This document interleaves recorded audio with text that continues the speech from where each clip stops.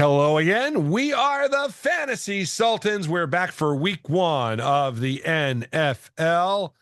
He's the Hall of Famer Mike Sheck. I am Tripp Rogers, and we are set to go with fantasy football. Now, it is true confessions time. Or maybe I have to go atone for my sins and go and say a few Hail Marys. One of the things Mike and I realized, and I think we mentioned this last week on our podcast, but we have some people we play against who listen to our podcast. Matt Lee, Mac, Josh Melson. And so we decided to hold back some of our strategy. and to which we were called out on this during our final Fantasy Sultans draft, which took place earlier this week. And we said, well, we didn't give full disclosure because I am high on Brock Bowers this year. I drafted him just about every team I'm on. I have. Brock's our man. We are high on Brock. Mikey, you're high on CeeDee Lamb. Yes. He's our man. CeeDee Lamb is our man. With the plan. Yeah. With a plan, yes. The tight ends, and I will say this, this is something that I think we have addressed. I know we addressed it on our radio show, which is on Sundays on Fox Sports Radio New Jersey, which it was last Sunday's show. I think we did say that. Tight end pool awfully shallow. Get a tight end early if you want somebody. If not, sit back and wait. Quarterback, same thing. We said that, if you can get one of the big quarterbacks, go for it. Otherwise, sit back and relax. And it was funny because quarterbacks went sooner than we expected in the Fantasy Sultans draft. But that goes back to what we said, and some people listen to us, Mac. You've got to be ready to adjust on the fly. But I thought it was funny that Mac mentioned the fact, and Mac, we're not picking on you. We love you. You know that. We're not picking on Mac. But he said, oh, my mock drafts are out the window. Duh. It's why they're mock drafts. That's why you don't do too many. I mean, out of curiosity, Mike, how many mock drafts did you do this year? Normally I do more, and I wouldn't say I do double digits. I generally do like 5 or 6. I really only did like 2 or 3 this year. I didn't really concern myself. I looked at the players who were, where they were going in ADP. I did a few mock drafts, and that was it. I'm not going to sweat over a mock draft and constantly mock. And I remember years ago, you and I did a lot of mock drafts. Yes. And, we did it by the book, and we just kept mocking and sometimes it works, sometimes it doesn't, but you do have to have that backup plan and another backup plan. It's just, you're going to see so much in drafts. And I think the statement holds true. No 2 drafts are alike. Yes. I mean, the things we've expected, you mentioned it. We didn't think we would see quarterbacks taken in the first round of our Sultans draft. That happened. 2 quarterbacks went, by the way. There was a quarterback who went 3rd overall, Lamar Jackson in Baltimore. That was a bit of a surprise. I did not expect that. Josh Allen went late. Of course, he's going to be a quarterback who is going to go earlier than later. And then, another draft that we participated in, there were no quarterbacks taken until the 16th round. I'm sorry, the 16th pick. Yes. So, I mean, so that's very, very surprising to see that in a quarterback where I think last year we saw like 4 quarterbacks go in that draft in the first round. So, again, it just goes back to saying no 2 drafts are alike. And the other part of it is, and I think we emphasize this, we've said this, know the league you're in. And if you're in a league for a number of years, you can kind of figure out what's going to happen. And I think because we were talking about the Sultans League, and I mean, we've done that league now minimum. Well, the 2 of us have done it for 15 years. I think the league started And Johnny I was in that first league with me, and it was back in 2005, 2006, 2005, 2006. So it has been a while. This league has been going on for a long, long time. And you know what people are going to do, and you can kind of predict it to a certain extent. But again, each draft is different. I don't think either of us thought Lamar Jackson would be the first quarterback off the board and he would go at number 3. No. I think we were kind of surprised because normally defense goes off early. No, it's double digits this time. Yeah. And my daughter listened to me and did not take a kicker until later in the draft. Um, you know, I mean, listen, we have to call out our buddy Marie, who has sat there, listened to us for how many years? And what does she do? Drafts a defense in the 7th round. Marie, really? You did not listen to us. We are the Fantasy Sultans. We're here for a reason. We're here to help you win. So anyhow, and again, I think we mentioned it real quick, but we've not really mentioned it here. In addition to the podcast, we do a Sunday radio show on foxsportsnewjersey.com, which you can listen to. Normal time is noon on Sunday. We kind of lead into the football coverage on Fox Sports Radio New Jersey. But our show's going to bounce around a little bit over the next couple of weeks. But it's Sunday morning kickoff show. It's Sunday with the Sultans. We talk fantasy. We talk Giants, Jets, and Eagles, and we do a lot of fun things on that show. So you can catch us if you can't get enough of us on one podcast. There's another podcast you can listen to. However, hey Tripp, we're what?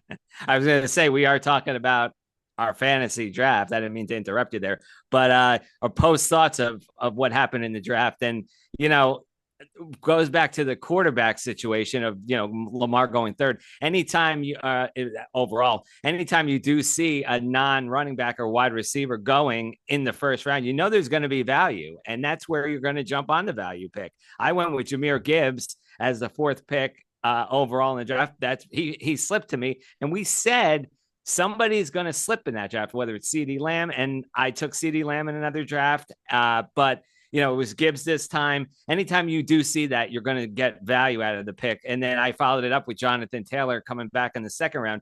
My theory for this year was I held true to my word. 2 wide receivers, 2 running backs. I think that's what the play was. If it wasn't going to be quarterback early, and I went Brock Purdy in the 8th, that's how you go. If you're not going to take the top 4, and we saw – we kind of had a strategy. Okay, maybe it was going to be Allen. Maybe we're going to take Jalen Hurts.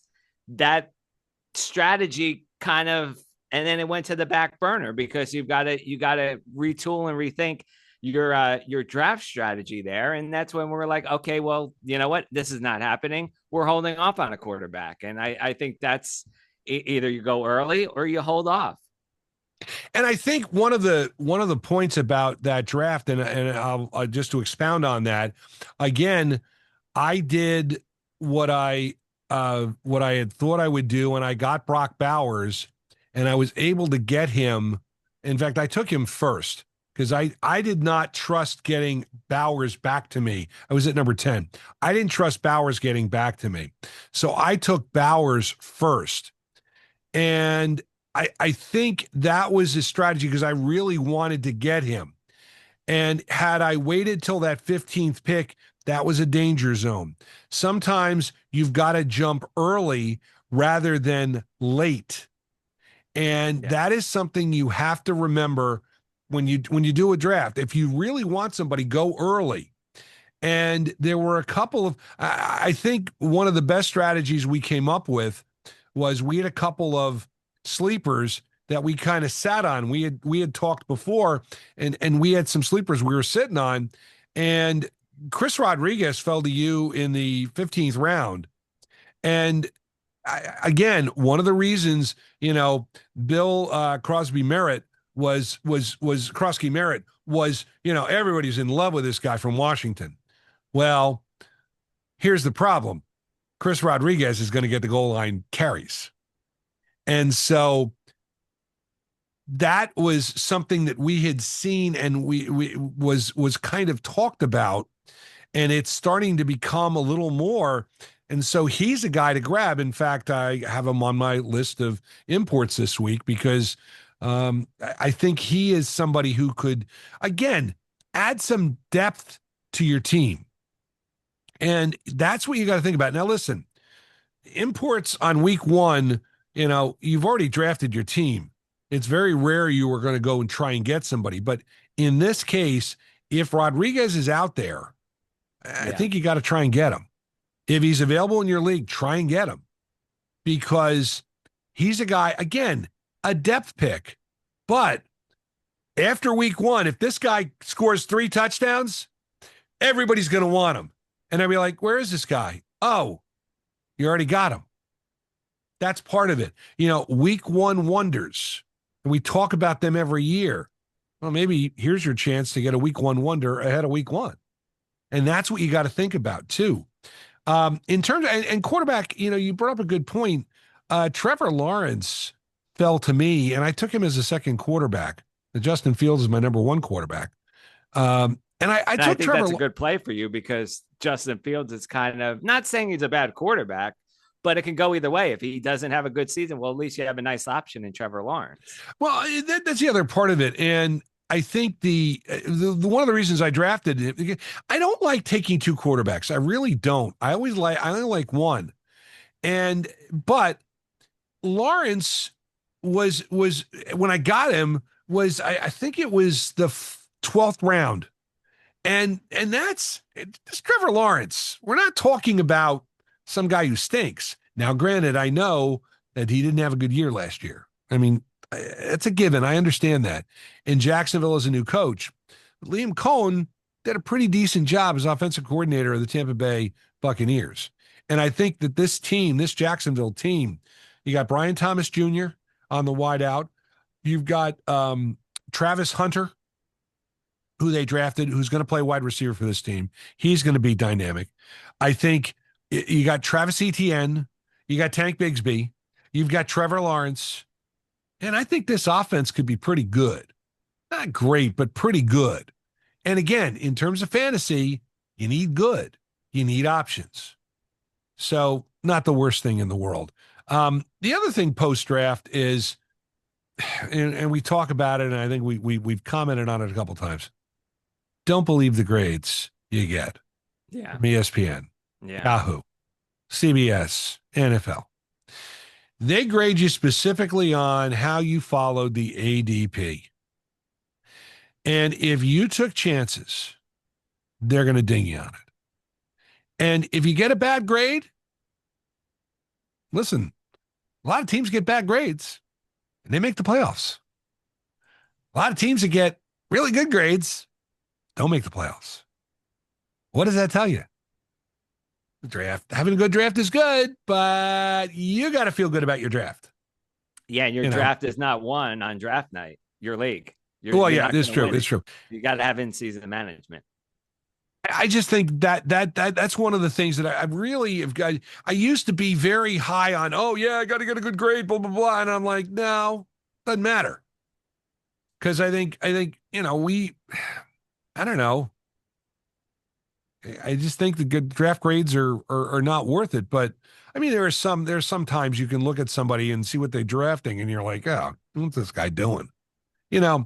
And we one of the surprising things is number 1 overall pick, the number 1 pick in our draft, auto drafted. And Ben always auto drafts. Ben does pretty well. Ben makes the playoffs every year, just about. Yeah. And this year, I think he had a good draft. I mean, listen, but again, that's based on ESPN's ADP system. So that's what he did. I didn't see him, set it up in any way, shape. You can do that on an auto draft. You can set it up ahead of time. He didn't do that. So I give him credit. It is week 1 in the NFL. Again, this podcast is dropping. I mean, the football starts the day we drop this on Thursday. I mean, you've got Eagles, Cowboys. Then you've got Chiefs, Chargers on Friday night. And then Sunday, you've got a bulk of the games. And then, of course, Monday night, the final game of the weekend. So you've got to get get your lineup set. Keep in mind, Eagles and Cowboys Thursday night, got to get it set by 8 o'clock. Friday night, Chiefs, Chargers, got to get it set by 8 o'clock. Sunday you've got usually the kickoff deadline. Just make sure you know which teams are at 1 o'clock, which teams are at 4 o'clock, and of course you got a Sunday night game too. Let's not forget about that. But again, week one, you should have your lineup. I mean, you should be able to set your lineup unless somebody comes up lame the last minute. But most of the teams are pretty much set, and I think you pretty much know who's playing, who's not playing. In the last week, I don't think there's really been a lot of surprises, although a couple folks going on IR, kind of surprising. Coker for the Panthers going on IR was a surprise. And a questionable also for the Panthers is Titaloa McMillan. So he's got a hamstring issue. So that could be interesting. And in our Sultans league, I went after Xavier Leggett. So, you got to think about injuries and you got to draft the players. You got to think about those rosters. You got to know who's on the rosters and keep track of the depth charts when you're drafting. Not only that, but in season too. You got to follow the teams and know who's on those depth charts and know who's going to be the next man up, so to speak. So why don't we do our import exports for this week? I'll start it off. Start. Yeah, you mentioned Trevor Lawrence. He's got to be an import for me. We saw in one of the leagues that he is available. He is on the waiver wire. I think the Sultans might be grabbing him because we drafted Dak Prescott, and I like Dak Prescott. He could have a great year in Dallas, but there's that big but. He gets injured too. So we have to wonder whether or not you need to have a little bit of an insurance policy with Dak. Maybe Trevor Lawrence would be a good option for you. Again, you went Fields, not to say that he's going to get injured, although he did in training camp. It was a toe injury. He's fine. He's good to play. But, how about an insurance policy? If you're not totally sold on a quarterback that you take, why not come up with a second quarterback? And I know you're not a big fan of two quarterbacks, but you need that insurance policy. Trevor Lawrence could be the guy. He is just above the 50% mark, undrafted in leagues. So he would be a good option. Another Mike, player, real quick before you go on, I just wanted to mention in terms of quarterback, also look at the buys. Yeah. Because if you've got a quarterback with a week 5, 6, or 7 bye, you probably drafted two quarterbacks because that would be a good insurance policy because you're going to need that quarterback early. If you've got a quarterback with a late bye, week 10 or later, then you can sit on a quarterback for a little while. The other thing about Justin Fields is he's with the New York Jets. Now, he's got a really good wide receiver to throw to. He's got a really good running back in the backfield, and he can move too. But this Jet team obviously is a work in progress because Aaron Glenn is the new head coach. You just don't know. You kind of wonder, are we going to see Justin Fields start to come in to his own? I mean, 2 not so great years in Chicago. Last year in Pittsburgh, did okay after Russell Wilson gave way. I think it's kind of funny that both Pittsburgh quarterbacks last year, the top 2 Pittsburgh quarterbacks, are both in New York this year. One for the Giants and one for the Jets. But I digress. Again, are we going to see Fields break out? Remember, this was a guy who the Bears traded up to get in the draft. And I don't recall. I don't think we were overly sold on Fields coming out. And I don't recall being sold on him in fantasy last couple of years. But again, change of scenery, different set of pieces. Maybe it gels for him. So So now the Hall of Famer, who I interrupted, continues.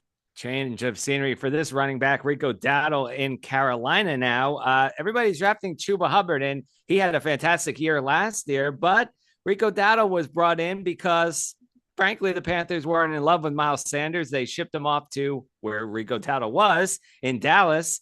So they're looking for that change of pace running back. Maybe that's the 1-2 punch Carolina needs in the running game. So he is an option that is available on waiver wires. Finally, I'm going to go with Christian Kirk in Houston. And I have to say that Houston, I think, has a bounce back season.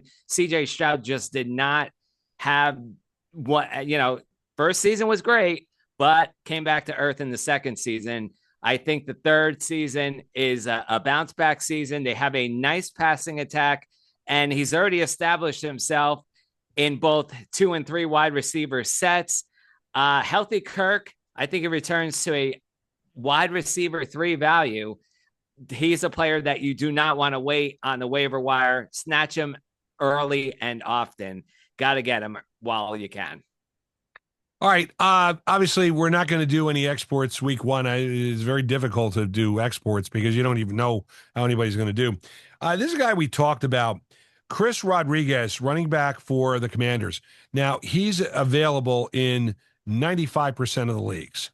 And this is a guy who people are kind of forgetting because, again, all of the stories are on Krosky Merritt. Bill Krosky Merritt. He had the big coming out party in that game against Cincinnati in game 2 of the preseason on Monday Night Football. But this is the guy they are looking at for the goal line back. And remember, they also traded Brian Robinson Jr. to San Francisco. And one of the reasons was because of Krosky Merritt, but also because of Chris Rodriguez. They feel very, very good about him. Now, Rodriguez is going to get probably a lot of the goal line work for the Commanders. Now, keep in mind, they have a very mobile quarterback, a very good quarterback, Jaden Daniels, although, as we've talked about, I think maybe he pulls a little bit of a C.J. Stroud, and the second season not as good as the first season was. But this guy you should have on your roster, stash him, because again, if he has that week 1 where he gets a couple touchdowns, becomes a goal line vulture, there you go. You're going to want him, and that can score you some big points down the stretch. And again, he could be a guy, you get some injuries, he could get a lot of work in that Washington backfield. We mentioned the Houston Texans. Dameon Pierce has kind of been forgotten. He's another guy. Nick Chubb is there. Joe Mixon, you don't know when you're going to see him. But somebody's got to run the ball and got to play running back for the Texans. Now, again, you got C.J. Stroud, and he's going to do some running. But Pierce is a guy who I think has been forgotten, and he is somebody, again, you pick up, and it could be he establishes himself. And when, if Chubb falters, Chubb has been injured, and they picked him up this year, and if Mixon never comes back or, it takes a while to come back, Pierce could be a guy who gets you some nice yardage and gets you some nice fantasy points. So he's a guy I would pick up. Last but not least, we've been talking about the Cleveland Browns, and the Browns are kind of one of these teams that you just kind of wonder what they're going to do this year with Joe Flacco at quarterback. But, let's not forget, Joe Flacco not going to throw the deep ball all that much. But Browns still have a decent offensive line, and they like to play a lot with their tight ends. And David Njoku is still there. Let's not forget Harold Fannin, because, again, the Browns like to go with 2 tight end sets. And Njoku, again, injury problems. And if he goes out, Fannin could be the guy who replaces him. This is a depth pick. I do not advocate picking him as your one and only tight end, but he is somebody who, if he's on your roster, if Njoku goes down, This could be the guy that replaces him, and he could get you some big numbers. Again, you've got to look at the long haul here, not the short term, but he is somebody you want to pick up. Remember, the Browns released Deontay Johnson, so that kind of shows you what they're thinking, and the fact that they kept Fannin, and nobody was talking about him. Nobody was. He's not.